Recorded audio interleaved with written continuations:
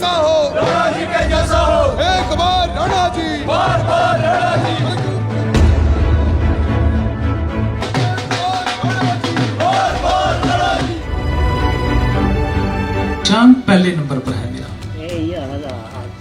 पहले नंबर पर है, फर्स्ट नंबर। और कंस्टिट्यूंसी में भी ऐसी कोशिश करो कि पूरे हिमाचल में भी कंस्टिट्यूंसी आपकी लीड लेने में पहले नंबर पर आए। तो पहले नंबर पर आएगी लीड तो कुर्सी भी उस हिसाब से ही होगी। पिछले बार अभी जो है 5 साल हो गए, अब वो उन्होंने काफी तेल लगाया उधर भी इधर भी, लेकिन उनको दोबारा जो कुश्ती करने का मौका नहीं मिला।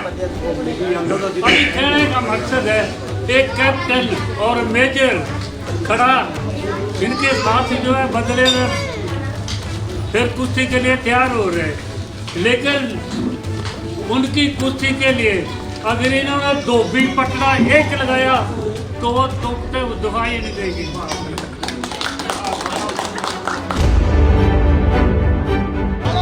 आगे बढ़ो, हमारे साथ हैं, एक बार राणा जी, बार बार राणा जी। जिंदाबाद जिंदाबाद।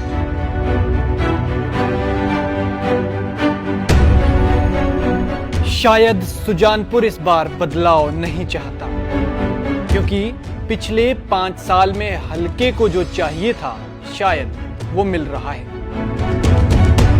तभी तो सुजानपुर के पसंदीदा नेता का ऐसा स्वागत हो रहा है।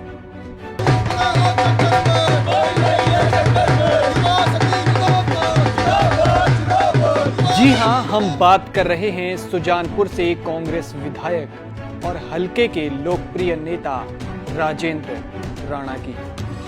इससे पहले पंजाब केसरी ने प्रदेश के लोकप्रिय नेता के तौर पर राजेंद्र राणा का एक रिपोर्ट कार्ड आपके सामने रखा था। राणा के दौरे के दौरान हमने देहरा में दिया उनका एक बयान सुना था। क्या था वो बयान, पहले एक बार इसे सुनिए आप। अपना बूथ इसको मजबूत करो, अपने बूथ से देखिए आप जो मर्जी इधर उधर आप भाग लो। मेरी पहचान मेरा बूथ होगा, मैं जो सारे देहरा में घूम लूं, मेरे बूथ से लीड नहीं आएगी तो मैं नालायक हूं, मैं कमजोर पड़ गया।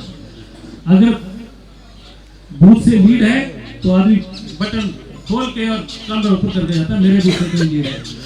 बयान में राजेंद्र राणा कहते हैं कि अगर आपका बूथ आपके साथ है तो आप मजबूत हैं। लिहाजा हमने सोचा कि जो प्रदेश में लोकप्रिय हैं, क्या वो अपने विधानसभा क्षेत्र में भी ऐसे ही हैं या तस्वीर कुछ और तो नहीं। लिहाजा हम इसके बाद मनमोहक रास्तों से होते हुए निकल पड़े शहर से गांव की ओर। सुजानपुर के लोकप्रिय नेता राजेंद्र राणा का रिपोर्ट कार्ड जानने। अपने सफर के दौरान सबसे पहले हम झनियारा पहुंचे, जहां राणा की सभा चल रही थी। राणा के पहुंचने पर लोगों ने ढोल नगाड़े की थाप पर उनका जोरदार स्वागत किया।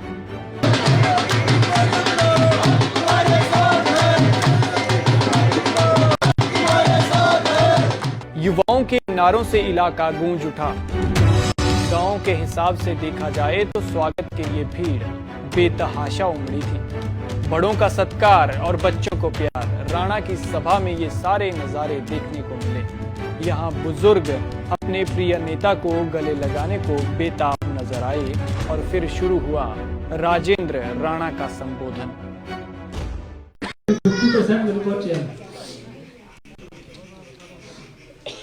आज के इस कार्यक्रम में मंच पर असीम सभी सम्मानीय साथी, नाम लेंगे तो बड़ा समय लगेगा, मैं सबको जानता हूँ।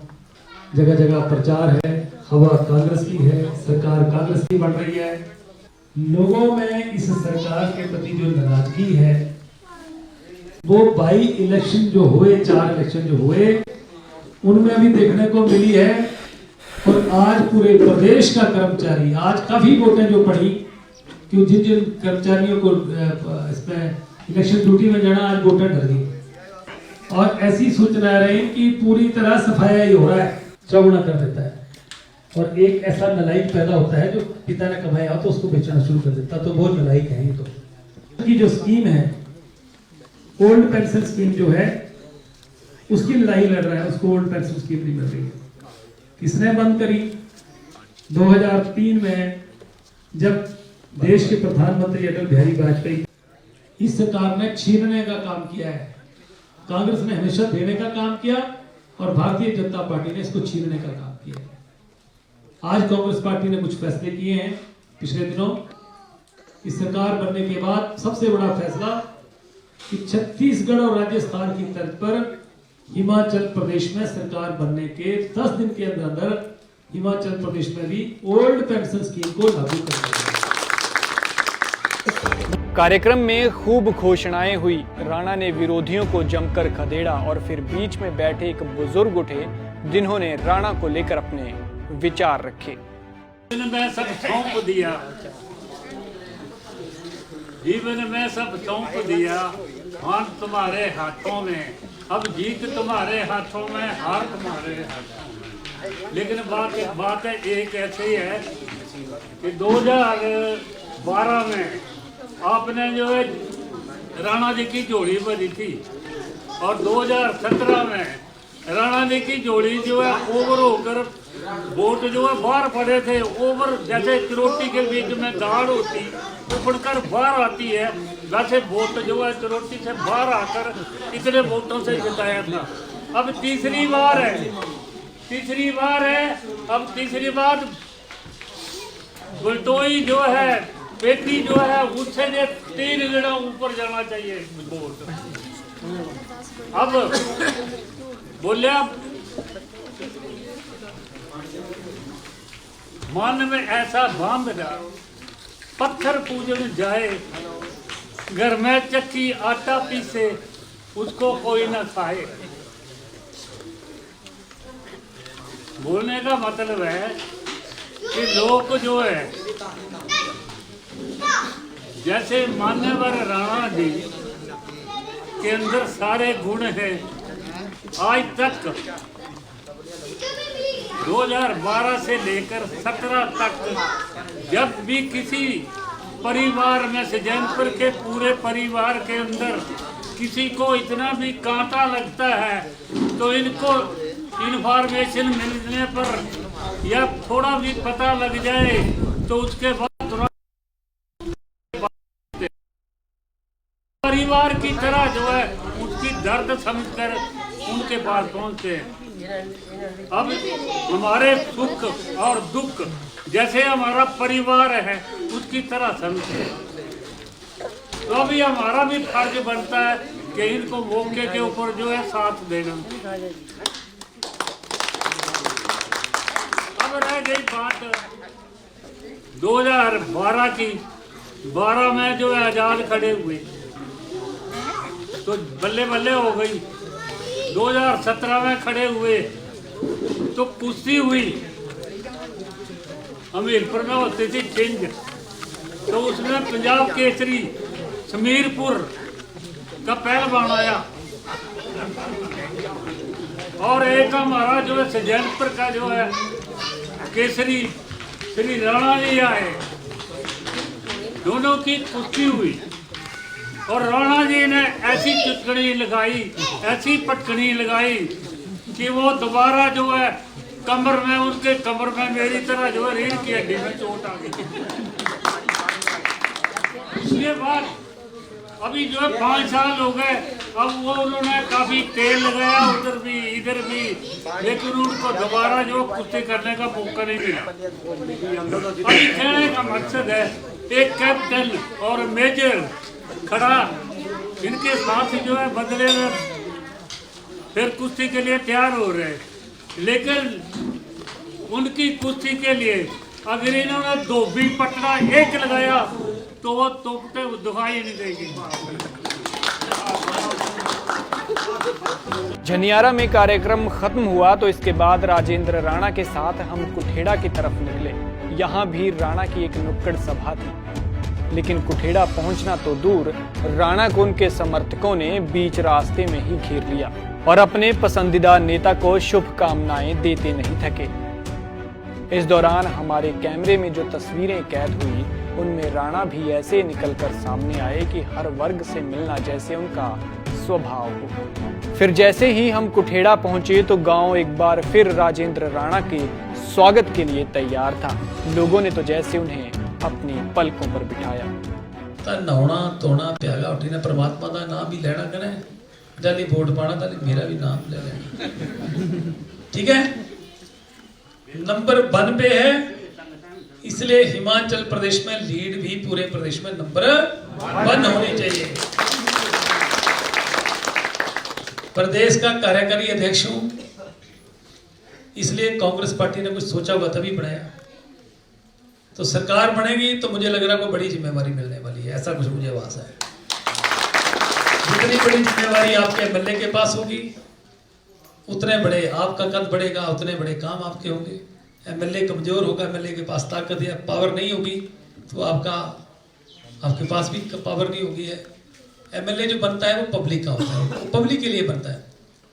तो वक्त आपका है, अच्छा सुनहरी मौका है, चुल्ली निंदर मेरी कबूल करो, रिश्तेदार जो फोन करो कि राणा जी को वोट डालो और कोई खोट दोष है तो भी दूर कर दो। कार्यक्रम में यहाँ भी तमाम घोषणाएं हुई। राणा ने कांग्रेस सरकार बनने पर जनता को कई तरह की सुविधाएं देने का आश्वासन दिया, लेकिन मजा तो तब आ गया जब राणा ने एक बच्चे से कुछ नादान प्रश्न किए। क्या थे वो प्रश्न, सुनिए। पिछले प्रोग्राम थी, एक बंदा उठा बोले मई फेरी है ना, मई मैं बड्डे होता पता मई क्या होता है, अगली जनरेशन नहीं पता मई क्या होता है। बोलो तुझे पता मई क्या होता?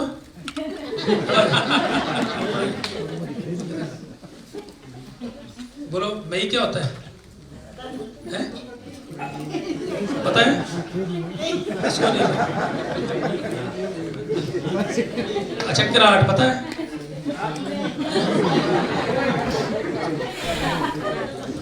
आड़ पता है?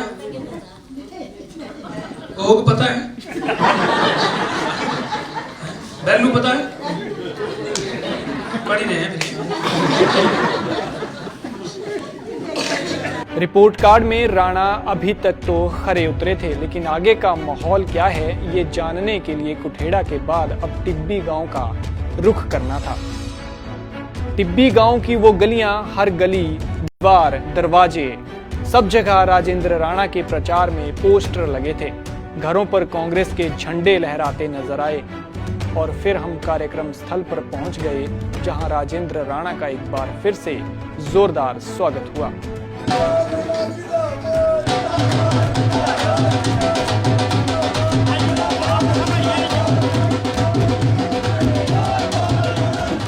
यहां राजेंद्र राणा ने पहले कुछ लोगों को कांग्रेस ज्वाइन करवाई और फिर उनका संबोधन हुआ। पहले नंबर पर आएगी लीडर तो कुर्सी भी उस हिसाब से ही होगी। ठीक है, राजेंद्र राणा ना कभी बीजेपी की ना कांग्रेस की बात करता है। राजेंद्र राणा तो इंसानियत की बात करता है, राजेंद्र राणा तो सेवा की बात करता है। मैंने कभी बीजेपी कांग्रेस की राजनीति नहीं की। इसलिए आप सबसे निवेदन है कि सब मिलकर अपना आशीर्वाद दें। जो बाहर भी नौकरी कर रहे हैं उनको भी बुलाएं। और इस बार टिब्बी से ज्यादा नहीं, मैं बोल रहा हूँ कि 80% वोट तो पड़ने चाहिए। 80%।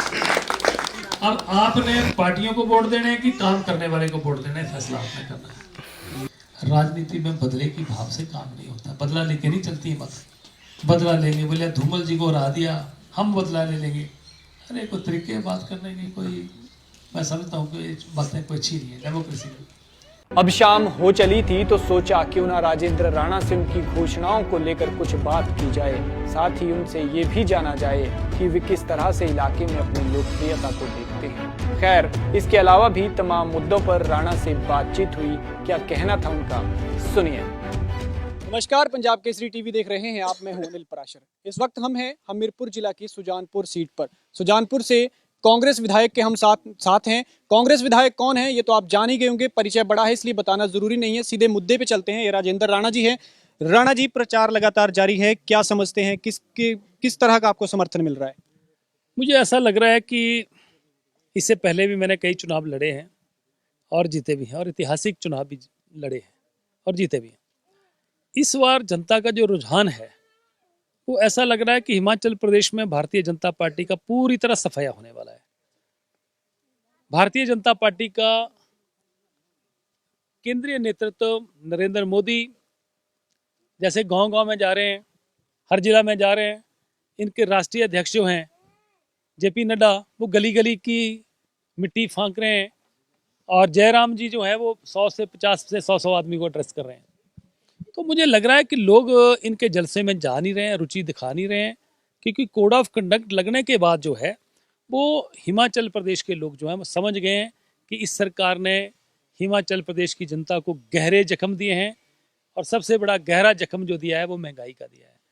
400 रुपये वाला सिलेंडर 1200 पहुंच गया, कड़वे तेल की बोतल 70 रुपये में मिलती 210 रुपये में पहुंच गई, नमक की थैली जो 7 से 8 रुपये में मिलती थी वो नमक की थैली 28 रुपये पहुंच गई, और हर चीज़ पे आटा चावल दूध दही पनीर लस्सी इन पे भी इन्होंने जीएसटी लगा के टैक्स लगा दिया। इसलिए खाने पीने की चीज़ों पे इतने दाम बढ़ाकर इन्होंने लोगों को गहरे जख्म दिए हैं। दूसरे नौजवानों को गहरे जख्म दिए इन्होंने, एक तो अग्निवीर योजना लाकर, और दूसरा जो है पुलिस में भर्ती है उसमें इतना बड़ा स्कैम है कि 100 करोड़ रुपया जो है हजम कर गए हैं, और उसमें सीबीआई को जांच की हमने मांग की थी, उन्होंने झूठ बोला कि हमने सीबीआई को जांच जो है वो करने के आदेश कर दिए हैं। बिल्कुल सरासर झूठ बोला। जिन लोगों ने पेपर खरीदे वो सलाखों के पीछे गए, और जिन लोगों ने मलाई खाई पैसा खाया वो आज बाहर घूम रहे हैं, गुनाहगारों को पकड़ा नहीं जा रहा है। और 20,000 करोड़ रुपए का स्कैम जो है वो फर्जी डिग्रियों का हिमाचल प्रदेश में हो गया। 5 से 6 लाख फर्जी डिग्रियां एक ही यूनिवर्सिटी ने बेच दी, इसलिए वो लोग सलाखों के पीछे गए, 1 महीने के अंदर अंदर वो बाहर चले गए, आज वो खुलेआम घूम रहे हैं। ये सरकार गुनाहगारों को बचाती है, भ्रष्टाचारियों को बचाती है, महंगाई देती है, बेरोजगारी देती है, इसलिए लोगों में जो गुस्सा है वो 12 नवंबर को जब चुनाव होंगे वो फूटने वाला है, और 8 दिसंबर को इनका जो है पूरी तरह सफाया जो है रिजल्टों के बाद दिख जाएगा। आपने बात की पुलिस भर्ती पेपर लीक मामले की, जो जिसे आप कह रहे हैं बेचा गया था, और आप कह रहे हैं कि जिन्होंने ये पेपर खरीदा था वो सलाखों के पीछे हैं। क्या अगर कांग्रेस की सरकार बनती है तो जिन्हें आप कह रहे हैं कि बाहर घूम रहे हैं, क्या उन पे जांच होगी, जांच की जाएगी उन पे? उनके निश्चित तौर पर एक तो फर्जी डिग्री कांड जो है इसकी जांच भी होगी, और साथ में ये जो पुलिस का भर्ती का स्कैम हुआ है, कौन अधिकारी इसके पीछे हैं, कौन पॉलिटिशियन इसके पीछे हैं, उनको वो सलाखों के पीछे जाने चाहिए। उन लोगों ने तो हिमाचल प्रदेश की जो है वो मतलब एक पहाड़ी राज्य होने के साथ साथ देवी देवताओं की भूमि जो है इसको कलंकित किया है, फर्जी डिग्रियों से कलंकित किया है। यहाँ लोगों का जो है पहाड़ी राज्य होने के नाते, देवी देवताओं की भूमि होने के नाते यहाँ पर जो है लोग कलंकित मतलब प्रदेश को कलंकित किया है। ऐसे लोगों को बिल्कुल नहीं बख्शा जाएगा। आप बेरोजगारी और महंगाई के मुद्दे को लेकर जनता के बीच में जा रहे हैं, जैसा आपने बताया। आप जैसे ही सुजानपुर की किसी भी क्षेत्र में जा रहे हैं, जनसभाएं कर रहे हैं, तो जनता कौन से मुद्दे उठा रही है? देखिए, सबसे बड़ा पीड़ा जो लोगों में है वो तो महंगाई की है। दूसरा, सबसे बड़ी हिमाचल प्रदेश में तादाद 2.5 लाख प्रदेश का कर्मचारी है, उनकी सबसे बड़ी पीड़ा जो है वो ओल्ड पेंशन स्कीम है, और ओल्ड पेंशन स्कीम लागू करने का हमने फैसला कर दिया है। महिलाओं को 1500 रुपया एक राहत के तौर पर भत्ता देने का हमने फैसला किया। 300 यूनिट बिजली का हमने फ्री देने का, हमने हर घर में फ्री देने का ऐलान किया है, ताकि लोगों को से महंगाई से राहत मिले, और कर्मचारियों को ओल्ड पेंशन लागू करने का हमारा पक्का इरादा है। कोई इसमें, और नौजवानों के लिए 5 लाख रोजगार आने वाले 5 साल में, सरकारी में प्राइवेट क्षेत्र में दोनों में, और साथ में एक 10 करोड़ रुपया जो हर चुनाव क्षेत्र में जो है बजट का प्रावधान करके बिना ब्याज के नौजवानों को लोन देंगे, और वो अपना कारोबार, ताकि अपना कारोबार शुरू कर सके। प्रचार के दौरान जिस तरह का समर्थन मिल रहा है उससे कितने मार्जिन की उम्मीद है विरोधियों से आप? देखिए, मार्जिन तो मैं क्या बोलूं, मैं ज्योतिषी नहीं हूं, पर इतना जरूर कह दूंगा कि सुजानपुर की सीट, सुजानपुर की जनता भारी मतों से कांग्रेस को और जिंदाराणा को जिताने वाली है। क्या आपको लगता है कि इस बार सामने जो है, पिछली बार का तो सबको पता है आपने किसको मात दी, किसको हराया, लेकिन इस बार आपके सामने एक रिटायर्ड आर्मी ऑफिसर हैं, उसका आपको लगता है कुछ फर्क होगा आपको? बीजेपी की तरफ से इस बार जो कैंडिडेट दिए हैं वो ऑनरेरी कैप्टन हैं। मेजर सूबेदार से जब रिटायर होता है आदमी तो उसको ऑनरेरी रैंक दिया जाता है, और मैंने पूर्व सैनिकों का बड़ा सम्मान किया है। मैं अभी भी पूर्व सैनिकों का बड़ा सम्मान करता हूँ। मेरे चुनाव क्षेत्र में जितने कार्यरत सैनिक थे, उन सैनिक परिवारों को मैंने संस्था के माध्यम से सम्मानित किया है। 2365 परिवार, और जो 3500 पूर्व सैनिक थे उनको भी सम्मानित किया। कारगिल में जो जिला हमीरपुर के लोग शहीद हुए थे, नौजवान शहीद हुए थे, उन परिवारों को मैंने सम्मानित किया। इसलिए मैं लगातार पूर्व सैनिकों को, सैनिक परिवारों को सम्मानित करता आया हूं, और मेरे चुनाव की कमान भी पूर्व सैनिक संभालते हैं। आज भी मेरे ब्लॉक के जो अध्यक्ष हैं वो कैप्टन हैं, ऑनररी कैप्टन हैं, और बाकी के जो फौजी अफसर हैं उन्होंने कमान जो है वो मेरे चुनाव की संभाल के रखी है, सुजानपुर के पूर्व सैनिक, सुजानपुर के फौजी अर्जेंद्र राणा के साथ। एक अंतिम क्वेश्चन मैं आपसे करना चाहूँगा, और सवाल ये है कि आज घर हर आदमी की ज़रूरत है। आम आदमी के लिए बनाना वो बहुत मुश्किल हो गया, लेकिन जिस तरह से सीमेंट के दाम बढ़ रहे हैं, हिमाचल से सीमेंट जाता है, पंजाब में वो सस्ता मिलता है, लेकिन हिमाचल में वही सीमेंट महंगा है। इसको लेकर क्या विजन रहेगा आपका? इस मुद्दे को मैं विधानसभा के अंदर कई बार उठा चुका हूँ कि ज़मीन हिमाचल की, पहाड़ हिमाचल के, पोल्यूशन हिमाचल के लोग खाते हैं और सड़कें हिमाचल की टूटती हैं। हिमाचल के लोगों के लिए सीमेंट महंगा मिलता है और बाहर में जाके सीमेंट सस्ता मिलता है। सरकार आने के बाद इसको पूरा एग्जामिन करके इसकी पूरी जांच की जाएगी और जो होने वाला है उसको किया जाएगा ताकि हिमाचल प्रदेश के लोगों को राहत दे सके। स्वास्थ्य शिक्षा पर सुजानपुर में किस तरह से काम करेंगे? देखिए, सुजानपुर में 50 बेडेड हॉस्पिटल है। हमारी प्लान है कि सरकार आने के बाद उसको 100 बेडेड करेंगे ताकि डॉक्टरों की स्ट्रेंथ जो 7 है उसको बढ़ाकर जो है वो 17 हो जाएगी। वहाँ पर एक्सरा लोगों के हों, वहाँ पर अल्ट्रासाउंड हो, वहाँ पर मेडिकल इक्विपमेंट्स हों, लोगों के टेस्ट हों, ताकि छोटी मोटी बीमारियों के लिए लोगों को इधर उधर ना भटकना पड़े। इसको बेहतरीन सुविधा सुजानपुर में दी जाएगी। पार्टी ने अपने मैनिफेस्टो में भी डाला है कि जिन जिन गांव में स्वास्थ्य सेवाएं नहीं है वहाँ पर मोबाइल डिस्पेंसरीज जो है वो चालू की जाएगी। सुजानपुर में क्या आपको ऐसा लगता है कि भले ही आप कांग्रेस से विधायक हैं, केंद्र और राज्य में सरकार बीजेपी की है, लेकिन आपको लगता है कि कोई मुद्दा आपने उठाया हो, उसे दबाने की कोशिश हुई है, या फिर कोई ऐसा काम हो जो आपने करना शुरू किया है लेकिन हुआ नहीं है? बहुत सारी चीज़ें ऐसी हैं। हाँ, मैंने सुजानपुर में एक इलेक्ट्रिसिटी का डिवीज़न और एक जल शक्ति विभाग का डिवीज़न की मांग मैंने विधानसभा के अंदर करी थी, वो मुख्यमंत्री ने पूरी करी है। इसके अलावा टाउन हॉल का निर्माण में सुजानपुर में मैंने पिछली सरकार में स्वीकृत कराया था, पैसा भी स्वीकृत कराया था, 75 लाख रुपए उसकी किस्त भी आ गई थी। पर ये निकम्मी और निठल्ली और निष्क्रिय सरकार ने 5 साल में 1 मिनट टाउन हॉल के ऊपर नाम पर नहीं लगाई। अभी तो सुजानपुर में बहुत कुछ होना है। सरकार बनेगी और 100% बनेगी और सुजानपुर की जनता की सेवा में कोई कमी नहीं रखी जाएगी और डेवलपमेंट के नए आयाम सुजानपुर की जनता के लिए स्थापित किए जाएंगे। अंतिम प्रश्न ये रहेगा, घर भी है और उसके बाद सरकार ने जैसे उज्ज्वला योजना की स्कीम दे दी, लेकिन सिलेंडर के दाम है वो आसमान छू रहे हैं, क्या रहेगा इसके लिए? देखिए, ये वो सरकार है जो आम जनता की जेबों में डाका डालती है और फिर दानवीर बन जाती है। डाका भी लोगों की जेबों से और दानवीर खुद को दानवीर बन जाते हैं। इसलिए मैं इस पे ज़्यादा कुछ कहना नहीं चाहता। ये इस सरकार ने डबल इंजन का नारा लोगों को दिया था और वो डबल इंजन जो है मुझे लग रहा है इनसे स्टार्ट ही नहीं हो पाया। सरकार आने पे इस पे कुछ क्या करेंगे आप? देखिए, कांग्रेस पार्टी सत्ता में आएगी, नए विजन के साथ आएगी, नए जोश के साथ आएगी और हिमाचल प्रदेश की जनता की इच्छाओं के अनुकूल काम करेगी और हम नए विजन के साथ सरकार बनाएंगे। तो ये थे सुजानपुर विधानसभा क्षेत्र से कांग्रेस के प्रत्याशी राजेंद्र राणा जी। लगातार चुनाव प्रचार अभियान लगातार जारी है। कह रहे हैं समर्थन भी अच्छा खासा मिल रहा है, भीड़ जुट रही है, जहां पे नुक्कड़ सभाएं या जनसभाएं जहां भी हो रही हैं। लेकिन 12 नवंबर को चुनाव है, चुनाव के बाद 8 दिसंबर को नतीजे आएंगे। कितने मार्जिन से जीतते हैं, क्या परिणाम रहता है, ये वक्त बताएगा। पंजाब केसरी टीवी के लिए सुजानपुर से अनिल